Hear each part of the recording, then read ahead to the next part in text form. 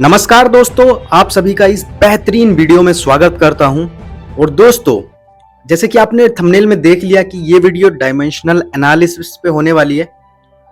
सो दोस्तों, मैं आपसे ये दावा करता हूं, ये क्लेम करता हूं कि आपको पूरी यूट्यूब पे इस तरह की वीडियो नहीं मिलेगी।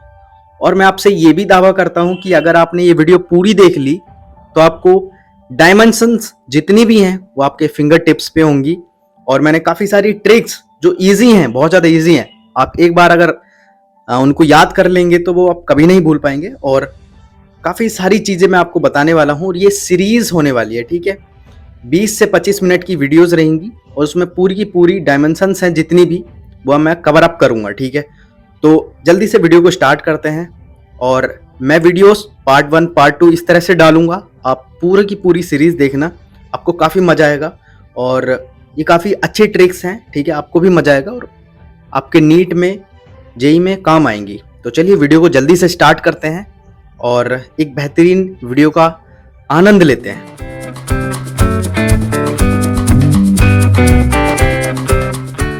दोस्तों, वीडियो शुरू करने से पहले बस मैं आपसे यही रिक्वेस्ट करूंगा कि अगर आप मेरे यूट्यूब चैनल पे नए हो तो सब्सक्राइब कर दीजिए, और अगर आपको ये वीडियो अच्छी लगे तो लाइक करना और वीडियो को पूरा अंत तक देखना। दोस्तों, डायमेंशनल एनालिसिस को हम पढ़ने वाले हैं। तो डायमेंशनल एनालिसिस किसने दी थी ये हम देख लेते हैं, ठीक है। देखो, जोसेफ फोरियर जो थे उन्होंने ये डेवलप की थी, कितने ईयर में? 1822 में, ठीक है, उन्होंने ये डेवलप की थी, ठीक है। अब देखो, हमें पता है कि फंडामेंटल डायमेंशंस कितनी होती हैं। अब देखो, हमारे पास फंडामेंटल डायमेंशन कौन कौन सी है? एक मास है, लेंथ है, टाइम है, करंट है, टेम्परेचर है, ठीक है। एक हम चार्ज को भी इंक्लूड कर लेते हैं, ठीक है, इसको भी। तो ये फंडामेंटल डायमेंशंस होती हैं जो कि आपको अलग अलग डिफरेंट टाइप की क्वांटिटीज को डायमेंशंस उनकी निकालने में आपको हेल्प करेंगी। तो आपको पता है कि देखो, मास की डायमेंशन होती है एम से, कैपिटल एम से रिप्रेजेंट करते हैं इसको, लेंथ की एल से, टाइम को टी से, और करंट को ए से रिप्रेजेंट करते हैं, और टेम्परेचर को थीटा या फिर के यहाँ पे क्या है? केल्विन, ठीक है, केल्विन इसकी ऐसा यूनिट है, तो उससे हम यहाँ पे रिप्रेजेंट करते हैं। और चार्ज को हम दो तरह से रिप्रेजेंट कर सकते हैं। देखो, सबसे पहले तो यहाँ पे हम क्यू से रिप्रेजेंट करते हैं। कभी कभी एग्जामिनर इस तरह से भी ऑप्शन दे देता है नीट के एग्जाम में, ठीक है। तो आपको अगर चार्ज की डायमेंशन निकली है तो क्यू भी हो सकती है और ए टी भी हो सकती है। ए यानी कि क्या? ए यानी कि यहाँ पे करंट और टी यहाँ पे टाइम, ठीक है। अब देखो कैसे, हमें पता है कि चार्ज बराबर क्या होता है?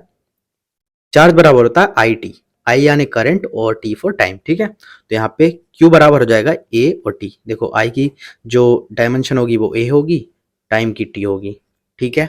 इतनी बात आपको समझ में आई। अब देखो, अब हम जो डिफरेंट टाइप की क्वांटिटीज है उनकी हम डायमेंशन निकालते हैं, वो किस तरह से। अब देखो, एरिया बराबर क्या होता है? एरिया बराबर हमें पता है क्या होता है? ब्रेथ इनटू लेंथ, ठीक है, ये आप लिख सकते हैं। अब देखो, ये दोनों ही क्वांटिटीज क्या है? ये भी लेंथ है, ये भी लेंथ है, तो हम इनको क्या लिख सकते हैं? L into L. तो बराबर डायमेंशन क्या हो जाएगी? एल स्क्वायर, ठीक है। आप इसे इस तरह से भी लिख सकते हैं, M zero L two T zero, ठीक है, क्योंकि देखो यहाँ पे जीरो पावर में तो वन आ जाएगा, ठीक है कि नहीं। अब देखो, वॉल्यूम को क्या होता है? वॉल्यूम होता है length into height into breadth, ठीक है। ये बात आपको समझ में आई कि नहीं आई? अब देखो, इन ये तीनों ही क्वांटिटी, ये भी लेंथ है, ठीक है, तो इनकी डायमेंशंस बन जाती है एल का क्यू, ठीक है। कैसे? L into L into L, ठीक है। इस तरह से इनकी डायमेंशंस बन जाती। अब आप इसको भी इस तरह से लिख सकते हो, एम जीरो एल की पावर 3 और टी की पावर 0, है कि नहीं, ठीक है। अब देखो, स्पीड या वेलोसिटी स्पीड क्या होता है? स्पीड जिसमें मैग्नीट्यूड हो। वेलोसिटी क्या होता है? वेलोसिटी जिसमें कि डायरेक्शन और मैग्नीट्यूड दोनों हो। तो डायमेंशन इन दोनों की सेम ही होंगी, ठीक है, आपको ये मालूम होगा। तो स्पीड बराबर क्या होता है? देखो, हमें पता है स्पीड बराबर क्या होता है? Distance upon time. अब इनकी डायमेंशन हम लिख लेते हैं। देखो डिस्टेंस की क्या होगी एल और टाइम की टी, तो इसी तरह से यहाँ पे एल बाई टी लिखेंगे। अब देखो कोई भी क्वांटिटी होती है अगर वो ऊपर जाती है तो माइनस आ जाता है उसके सामने, तो हम कुछ इस तरह से इसकी डायमेंशन लिख देंगे एल टी की पावर माइनस वन। ठीक है, इतनी बात आपको समझ में आई। अगर आप इसे इस तरह से भी लिख सकते हैं एम की पावर जीरो एल टी की पावर माइनस वन, यहाँ पे वन भी लगा सकते हो, आपकी मर्जी है, वन लगाते नहीं है वैसे। ठीक है, अब देखो एक्सेलरेशन, एक्सेलरेशन क्या है? The rate of change of velocity is called acceleration. ठीक है, विद रेस्पेक्ट टू टाइम। ठीक है, अब देखो हमें पता है कि एक्सेलरेशन बराबर क्या होता है, एक्सेलरेशन बराबर होता है B minus U upon T, है कि नहीं? देखो फाइनल वेलोसिटी में से अगर हम इनिशियल वेलोसिटी हटा देते हैं तो हमें एक्सेलरेशन मिल जाता है और उसे डिवाइड कर देते हैं टाइम से, तो हमें एक्सेलरेशन प्राप्त हो जाता है। ठीक है, अब देखो किसी सेम क्वांटिटी में से सेम क्वांटिटी घटाओगे तो उसकी डायमेंशन सेम ही होने वाली है। ठीक है, वेलोसिटी की डायमेंशन क्या होती है अभी हमने निकाला, देखो ये एल टी की पावर माइनस वन, तो हम यहाँ लिख देते हैं एल टी की power minus one upon time, time की तो सेम ही यूनिट रहेगी ना। तो अब देखो इसको कैसे लिखेंगे, एल टी की पावर माइनस टू। ठीक है, आपको बात समझ में आई? देखो इसे इस तरह से लिख सकते हैं एम की पावर जीरो एल टी की पावर माइनस टू। ठीक है, अब देखो फोर्स क्या होता है फोर्स बराबर क्या होता है? फोर्स बराबर होता है मास इनटू एक्सेलरेशन। इतनी बात आपको पता है, मास की डायमेंशन होती है एम इनटू एक्सेलरेशन की अभी हमने निकाली, देखो ये होती है, तो यहाँ पे कितना जाएगा एल टी की पावर माइनस टू। तो भी सिंपल इसे इस तरह से लिख सकते हैं एम की पावर माइनस वन एल की पावर माइनस वन टी की पावर माइनस टू। ठीक है, एक यहाँ पे आप लगा भी सकते हो नहीं भी। अब देखो अब बढ़ते हैं हम डेंसिटी की। अब डेंसिटी बराबर क्या होता है, देखो डेंसिटी बराबर होता है मास बाई वॉल्यूम। ठीक है, मास की तो एम ही रहेगी डायमेंशन, वॉल्यूम की क्या बन जाएगी एल की पावर थ्री। तो हम इसे डेंसिटी की जो डायमेंशन है वो हम इस तरह से लिख सकते हैं एल की पावर एम एल की पावर माइनस थ्री। ठीक है, इतनी बात आपको समझ में आई कि नहीं आई? ठीक है, कमेंट करके बताइए। ठीक है, अब हम आगे बढ़ते हैं। देखो कुछ डायमेंशन लेस क्वांटिटीज होती हैं, सबसे पहले हम उन्हें ही कवर अप कर लेते हैं ताकि आपको अच्छे से समझ में आ जाए कि इन क्वांटिटीज की यूनिट हो भी सकती है नहीं भी हो सकती, लेकिन डायमेंशन लेस होती हैं, इनकी डायमेंशन नहीं होती। ठीक है, अब देखो जैसे कि डायमेंशन लेस का मतलब क्या हुआ, देखो अब देखो कहीं हम क्या करते हैं कि जैसे एरिया बाई एरिया करते हैं, तो इसकी यूनिट क्या होती है ए की पावर स्क्वायर ए स्क्वायर, दोनों कट जाते हैं। ठीक है, यानी कि L square by L square cut जाते हैं तो एक आ जाता है। तो यहाँ पे इसकी एरिया बाई एरिया अगर कोई क्वांटिटी होगी तो उसकी यूनिट लेस हो जाती है वो। ठीक है, अब देखो सबसे पहली जो यूनिट लेस डायमेंशन है वो है स्ट्रेन। कलर दूसरा ले लेता हूं मैं। ठीक है दोस्तों आपको ये क्वांटिटीज एज इट इज याद करनी है। ठीक है, सबसे पहले स्ट्रेन, दूसरी है specific gravity,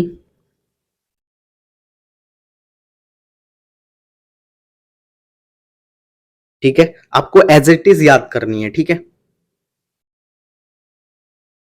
angle, solid angle,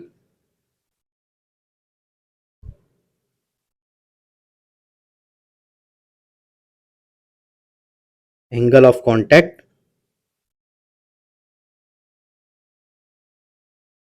relative density. ठीक है, रिलेटिव डेंसिटी क्या होगा, देखो डेंसिटी बाई डेंसिटी हो जाएगा तो उसकी डायमेंशन लेस हो जाती है वो भी। ठीक है,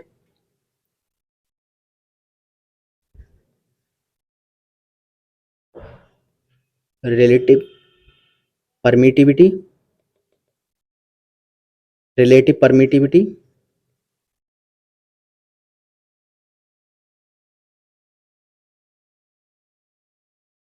रिलेटिव परमियाबिलिटी।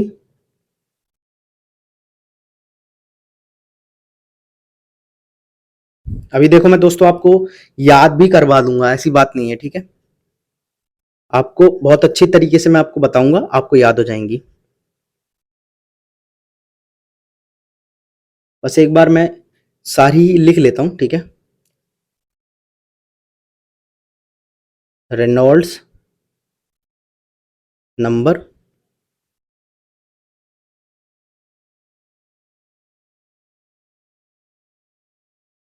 डाइलेक्ट्रिक कांस्टेंट,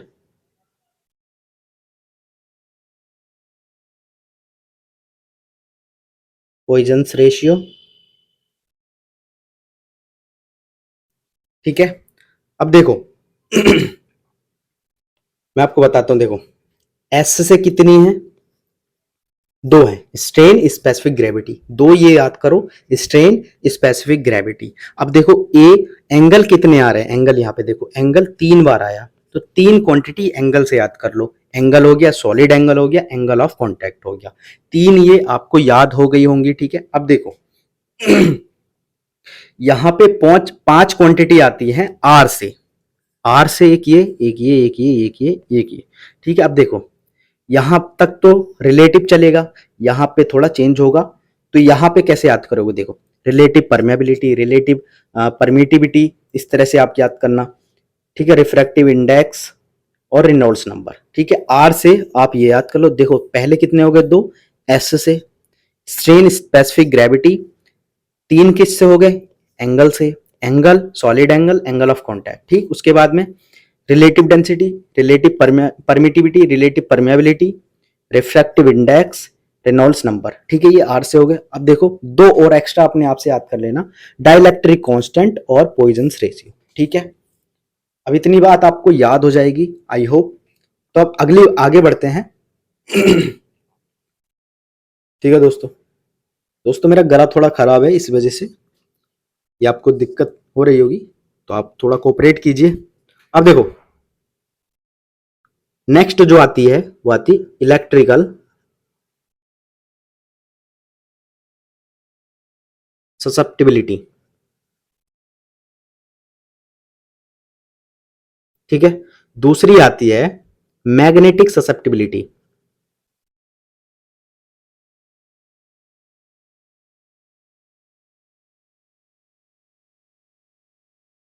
ठीक है। अब नेक्स्ट आती है मैकेनिकल इक्विवेलेंट ऑफ हीट, ठीक।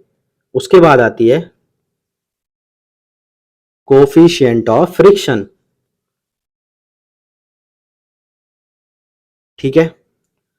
नेक्स्ट आती है डिस्टेंस,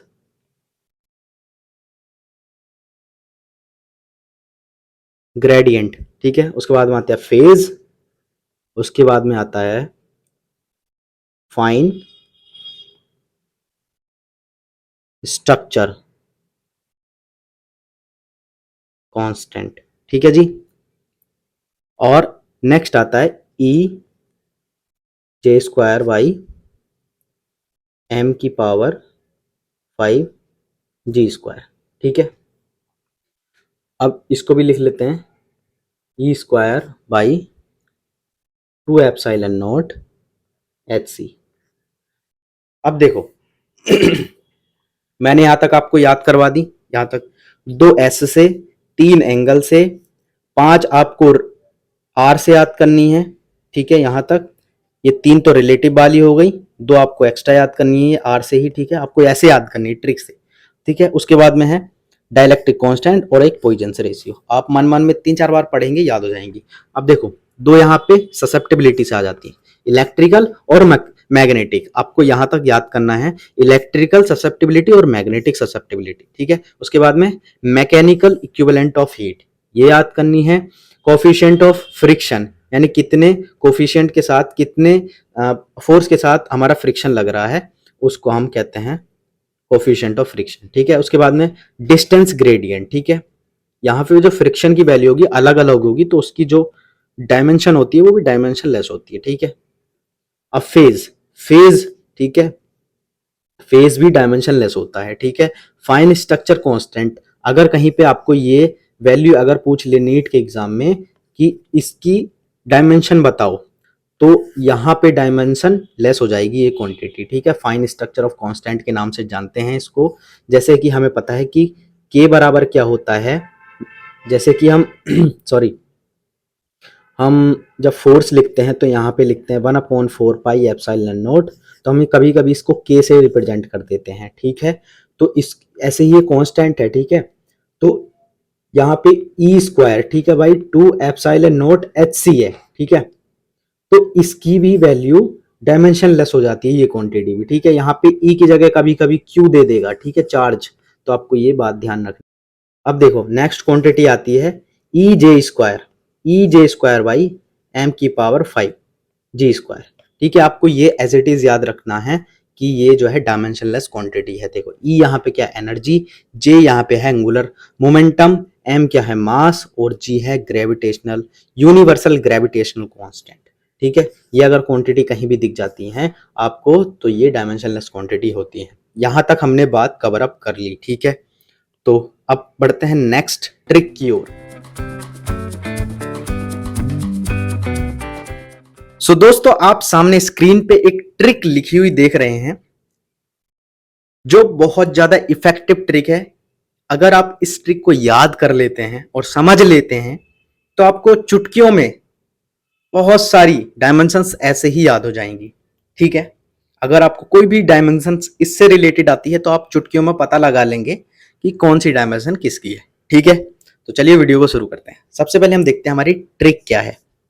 देखो ट्रिक है, बफर और लिंप का प्लान पिसेंट में वेटम होने को है, क्योंकि SE SE ST के लोग बहुत अच्छे हैं, LR CR और LC टाइम से आते हैं, टाइम से जाते हैं, ठीक है। इतनी बात आपको पता चल गई, ठीक है। तो अब हम ट्रिक देखते हैं। देखो सबसे पहले हमें वर्ड लेना बफर, ठीक है। नेक्स्ट हम लेंगे लिंप, उसके बाद हम लेंगे प्लान, उसके बाद हम लेंगे पिसिंक्ड, ठीक है। इसका प्रोनाउंसिएशन ऐसे ही मैं पढ़ रहा हूं, पिसिंक्ड, ठीक है। उसके बाद में वेटम, देखो यहाँ पे ये जो टी नहीं है, यहाँ पे है ये टॉर्क, तो यहाँ पे मैंने टी इस्तेमाल किया, ठीक है। आपको एज इट इज याद करना है जैसे मैं बता रहा हूँ, ठीक है। वेटम होने को है क्योंकि SC SE ST ये वर्ड हमें लेने हैं, ठीक है। LR CR और LC टाइम से जाते हैं, टाइम से आते हैं। यहाँ पे आपको पता भी चल गया होगा कि डायमेंशन क्या होने वाली है, ठीक है। तो अब सबसे पहला वर्ड देखते हैं हम बफर। देखो जी, अब बफर से क्या है यहाँ पे, बी से देखो हमारे पास यहाँ पे क्या है, बी से यहाँ पे है वेलोसिटी ग्रेडियंट, वी से यहाँ पे है वेलोसिटी ग्रेडियंट, ठीक है। अब हम ए से देखते हैं, ए से है एंगुलर वेलोसिटी, ठीक है। एफ से है फ्रीक्वेंसी, ठीक है। आप एफ से फोर्स ना समझ लेना, फ्रीक्वेंसी है ये। आपको वर्ड्स ध्यान रखने होंगे, ठीक है। लेटर्स आपको ध्यान रखने होंगे कौन सा लेटर किसके लिए है, ठीक है। और आर है यहाँ पे रेडियो एक्टिविटी के लिए। इतनी बात आपको समझ में आई। अब देखो इनकी डायमेंशंस होने वाली है सेम। अब देखो इनमें से सबसे इजी क्या लग रहा है आपको, एक तो देखो आपको फ्रीक्वेंसी लग रहा होगा, एक आपको एंगुलर वेलोसिटी लग रहा होगा, है कि नहीं। अब देखो अगर हम फ्रीक्वेंसी को देखें तो फ्रीक्वेंसी बराबर क्या होता है, फ्रीक्वेंसी की dimension just opposite to time होता है, क्योंकि टाइम बराबर होता है 1/f, या फिर f बराबर होता है 1/t। इस तरह से देख सकते हैं, ठीक है। तो इसकी जो डायमेंशन होने वाली है वो होने वाली है t⁻⁻1, है कि नहीं, ठीक है। इतनी बात आपको समझ में आएगी। चलो अब हम देखते हैं अगली ट्रिक, LIMP। लिंप से क्या बनता है यहाँ पे, लिंप से यहां बनता है लीनियर मोमेंटम और इम्पल्स। ठीक है, इन दोनों की ही जो डायमेंशन होगी वो सेम होगी। अब देखो कैसे। लीनियर मोमेंटम क्या होता है, मैं आपको बता देता हूं। P बराबर होता है mb, मास इंटू वेलोसिटी का प्रोडक्ट लीनियर मोमेंटम कहलाता है। ठीक है, अगर हम देखो लीनियर मोमेंटम को लिखें mb, तो जस्ट इसकी जो सेम क्वांटिटी ऐसे ही होगी इसकी डायमेंशन। तो डायमेंशन अगर हम लिखें तो m और v की क्या होगी, एल टी की पावर -1। ठीक है, आप कुछ इस तरह से लिख सकते हैं इसे। ठीक है, ये बात आपको समझ में आ गई, एम एल टी की पावर -1। ठीक है जी, इतनी बात आपको समझ में आ गई। तो चलिए अब हम नेक्स्ट पे चलते हैं। उससे पहले मैं आपको एक वर्ड सिखा देता हूं। देखो इम्पल्स क्या होता है। इम्पल्स, ये इम्पल्स होता है एक लार्ज फोर्स जो कि बहुत छोटे टाइम के लिए किसी पे लगाया गया हो। A large amount of force is applied on a body for a short period of time. ठीक है, बहुत ज्यादा छोटे समय के लिए जो फोर्स लगाते हैं उसको बोलते हैं इम्पल्स। ठीक है, इसके बाद ये बात आपको समझ में आ गई। अब नेक्स्ट बढ़ते हैं। हमारा जो वर्ड है वो है प्लान। देखो प्लान से क्या है यहाँ पे, पीएल, पीएल से यहाँ पे क्या है, प्लैंक कांस्टेंट, और एंगुलर मोमेंटम है एन से। ठीक है, अब देखो दोनों की ही डायमेंशन होंगी सेम। कैसे, एंगुलर मोमेंटम जो होता है वो होता है linear momentum into perpendicular distance. ठीक है, तो लीनियर मोमेंटम अगर हम लिखें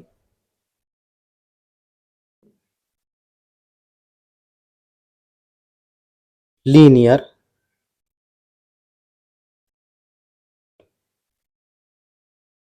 एंगुलर मोमेंटम बराबर linear momentum into perpendicular distance. ठीक है जी, अब देखो लीनियर मोमेंटम क्या होता है, लीनियर मोमेंटम होता है एम बी इंटू ये एल हो जाएगा। क्यों, देखो डिस्टेंस की जो डायमेंशन होगी वो एल से रिप्रेजेंट कर लेते हैं। ठीक है, अब हम देखो इसको सारे को मिटा के हम लिखते हैं इसकी डायमेंशन। तो इनकी जो डायमेंशन होने वाली है वो होने वाली है एम एल स्क्वायर टी की पावर -1। अब देखो मैं बताता हूं कैसे। ऊपर देखिए हमने लीनियर मोमेंटम की क्या थी, एम एल टी की पावर -1। ठीक है, एम एल टी की पावर -1 इंटू अगर हम एल कर दें तो ये जाके इससे मल्टीप्लाई हो जाएगा और यहाँ पे 2 पावर आ जाएगी। तो इसकी जो डायमेंशन हो जाएगी एम एल स्क्वायर टी की पावर -1 हो जाएगी। आपको ये सेम एज इट इज याद रखनी है, और यही जो डायमेंशन होगी एम एल स्क्वायर टी की पावर -1 ये प्लैंक कांस्टेंट की भी होगी। ठीक है, अगर आपको ये ट्रिक्स अच्छी लग रही हो तो प्लीज सब्सक्राइब करना चैनल को और लाइक करना। ठीक है, तो चलिए अगले हम बढ़ते हैं सबसे इंपॉर्टेंट वर्ड की तरफ, वो है पिसेंट। ठीक है, मैं आपको बताता हूं ये। ठीक है जी, अब देखो सबसे पहले हमारे लेटर आता है पी, यह है यहाँ पे प्रेशर। ठीक है, एस यहाँ पे क्या है, एस है यहाँ पे स्ट्रेस, और बाई क्या है यहाँ पे, बाई है यंग्स मॉडुलस। ठीक है, और यहाँ पे ये है नीटा, इसको बोलते हैं नीटा। ठीक है, ये नीटा का साइन है, तो इसको बोलते हैं मॉडुलस ऑफ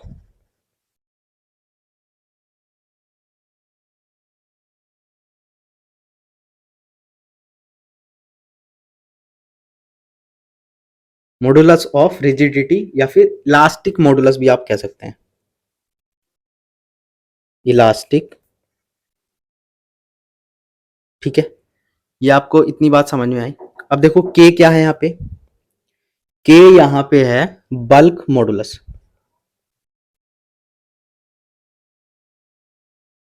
अब यहाँ पे मैंने कलर से इसलिए डिफरेंशिएट कर दिया ताकि आपको मिक्स ना दिखाई दे, इसलिए मैंने दूसरा कलर ले लिया। ठीक है, अब देखो ईडी क्या है, यहाँ पे ईडी भी इंपॉर्टेंट है।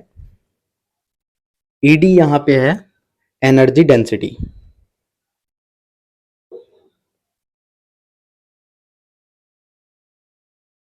ठीक है जी। अब इन सभी की जो डायमेंशन होगी वो सेम होगी। अब देखो हम एक की निकाल लेते हैं, बाकी तो हमें पता चल ही जाएगा। अब निकालते हैं प्रेशर की। और अगर आपको एक की पता है ना तो आप सबकी पता लगा लोगे, यही ट्रिक है। देखो कितनी मजेदार ट्रिक है। अब देखो प्रेशर बराबर क्या होता है, हमें पता है प्रेशर बराबर होता है फोर्स बाई एरिया। अब देखो फोर्स की डायमेंशन क्या होती है, फोर्स की डायमेंशन होती है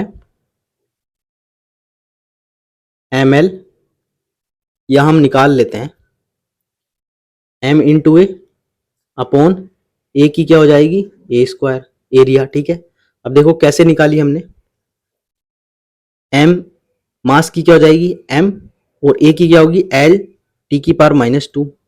ठीक है, और ए की क्या होगी एल स्क्वायर। तो टोटल डायमेंशन कितनी बन जाएगी। ठीक है, अब देखो चाहो तो आप यहाँ पे काट भी सकते हो इससे। ठीक है, तो बन जाएगी एम एल की पावर -1 टी की पावर -2, ये इसकी डायमेंशन बन जाती है। ठीक है, मैं आपको यहाँ पे डायरेक्ट इसलिए नहीं बता रहा था कि आपको ये पता चल जाए कि फोर्स की कैसे हमने डायरेक्ट निकाली, क्योंकि देखो यहाँ पे फोर्स अभी तक आपको बताया नहीं है, तो इसलिए मैंने यहाँ पे ये बता दी यहाँ पे कैसे निकालना है। ठीक है, क्योंकि देखो मास इंटू ए है, मैंने शुरुआत में वैसे बताया आपको कि फोर्स की किस तरह से निकाल सकते हैं, तो इसलिए मैंने यहाँ पे मास इंटू एक्सेलरेशन है, तो हम मैंने इसको आपको बता दिया। ठीक है, अब देखो इसकी डायमेंशन क्या बन जाएगी, इसकी डायमेंशन बन जाएगी एम एल की पावर -1 टी की पावर -2। ठीक है जी, इतनी बात आपको समझ में आई। और यही सभी की डायमेंशन होगी, प्रेशर की भी, स्ट्रेस की भी, यंग्स मॉडुलस की भी। ठीक है, मॉडुलस ऑफ रिजिडिटी की भी, बल्क मॉडुलस की भी, और एनर्जी डेंसिटी की भी। ठीक है, अब अगला वर्ड है हमारे पास वेटम। अब देखो ये सबसे अच्छा वर्ड है। डब्ल्यू से यहाँ पे क्या होगा वर्क डन, ई से क्या होगा एनर्जी, एनर्जी चाहे पोटेंशियल एनर्जी हो, काइनेटिक एनर्जी हो, ठीक है, किसी भी तरह की एनर्जी हो, सबकी सेम ही रहने वाली है। ठीक है, और यहाँ पे ये चीज क्या है, ये यहाँ पे है टॉर्क, यहाँ पे मैं लिख देता हूं। ठीक है, ठीक, और एम से क्या है यहाँ पे एम से है मोमेंट ऑफ फोर्स।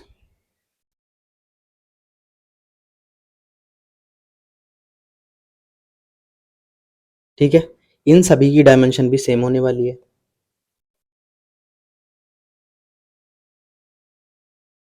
कैसे, देखो हम एक की निकाल लेते हैं। जैसे अगर हम एनर्जी की निकालें तो एनर्जी बराबर क्या होता है, जैसे कि मान लो अगर हम काइनेटिक एनर्जी लें, वो क्या होता है 1/2 M B square mass into velocity का स्क्वायर। ठीक है, अब देखो ये चीज तो कांस्टेंट है, इसकी तो कोई डायमेंशन नहीं होगी, तो हम इस चीज को हटा देते हैं। तो ये इस तरह से डायमेंशन लिखने के लिए कर रहा हूं केवल। अब देखो एम की तो केवल एम ही होगी, और वी की क्या होगी एल टी की पावर -1। ये पढ़ी थी कि नहीं पढ़ी थी शुरुआत में, वेलोसिटी और स्पीड की। तो इस तरह से कर दो। ठीक है, ये क्या बन जाएगा एम एल स्क्वायर टी की पावर -2, ये हमारी डायमेंशन निकल के आ जाती है। तो हम यहाँ पे लिख देते हैं हमारी डायमेंशन क्या होगी एम एल स्क्वायर टी की पावर -2। ठीक है, ये एनर्जी की होगी, और ये सभी की होगी, टॉर्क के लिए भी, वर्क टन के लिए भी, एनर्जी के लिए, टॉर्क के लिए भी, मोमेंट ऑफ फोर्स के लिए भी, सभी के लिए। ठीक है, अब आगे बढ़ते हैं। अगली है एस सी, एस ई और एस टी। ठीक है, अब देखो एस सी, एस ई और एस टी से क्या है, एस ई से यहां पे है स्प्रिंग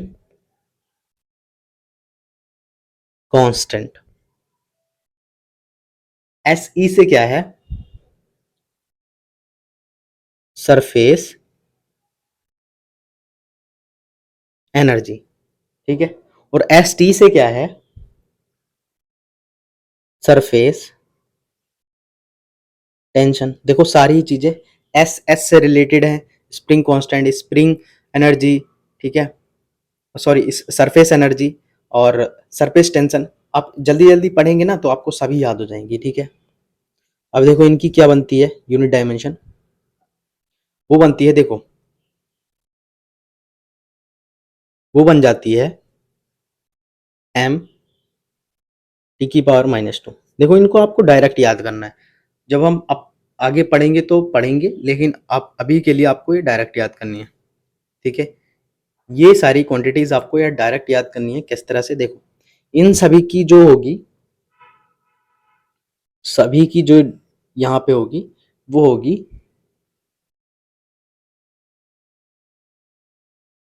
टी की पावर 1, ठीक है। इसको हटा दो 1 भी तो कोई दिक्कत नहीं। अब देखो ये आपको एज इट इज याद रखनी है। अगर कहीं आपको एल वाई आर पूछे, सी आर पूछे, direct under root L C पूछ ले, तो आपको क्या करना है, आपको केवल टाइम की यहाँ पे डायमेंशन लिख देनी है। अब देखो कुछ स्पेशल है, अगर आपको कहीं अंडर रूट आर वाई जी पूछे, देखो ये सब सारी चीज़ें ना टाइम पीरियड है, ठीक है। अगर हम यहाँ पे 2 पाई से मल्टीप्लाई कर देंगे तो टाइम पीरियड आएंगे अलग अलग चैप्टर्स में, आपको ये मिलेंगे, ठीक है। जैसे कि सैटेलाइट का टाइम पीरियड वगैरह, ये सब चीज़ें, ठीक है।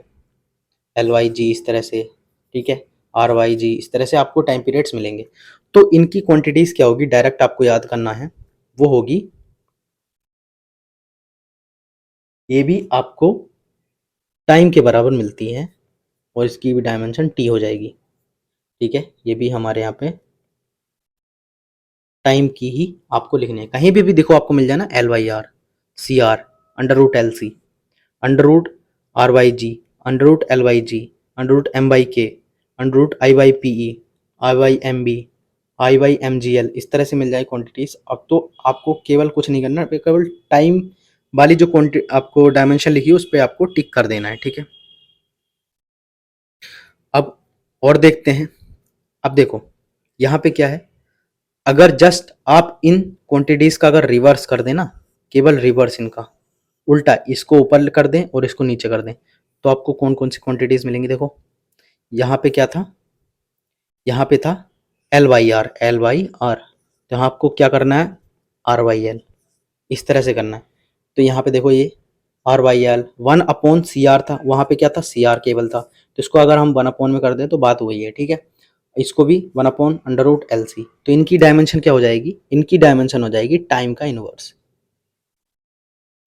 टाइम की पावर -1। इस तरह से मैं लिख दे रहा हूँ, ठीक है, आप इस तरह से लिख सकते हैं।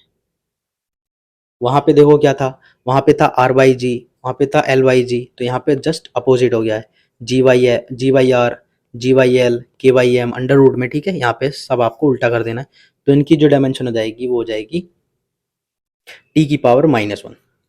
सो दोस्तों यहाँ तक थी फर्स्ट पार्ट हमारा इस वीडियो का, और काफ़ी लंबा वीडियो हो गया है। और आप सभी लोगों का मैं तहे दिल से धन्यवाद देता हूं कि आप यहाँ तक मेरे साथ बने रहे। मेरी रिक्वेस्ट है कि प्लीज़ सब्सक्राइब कर दो चैनल को, लाइक कर दो वीडियो को। तब तक के लिए मज़े करिए, पढ़ाई करिए।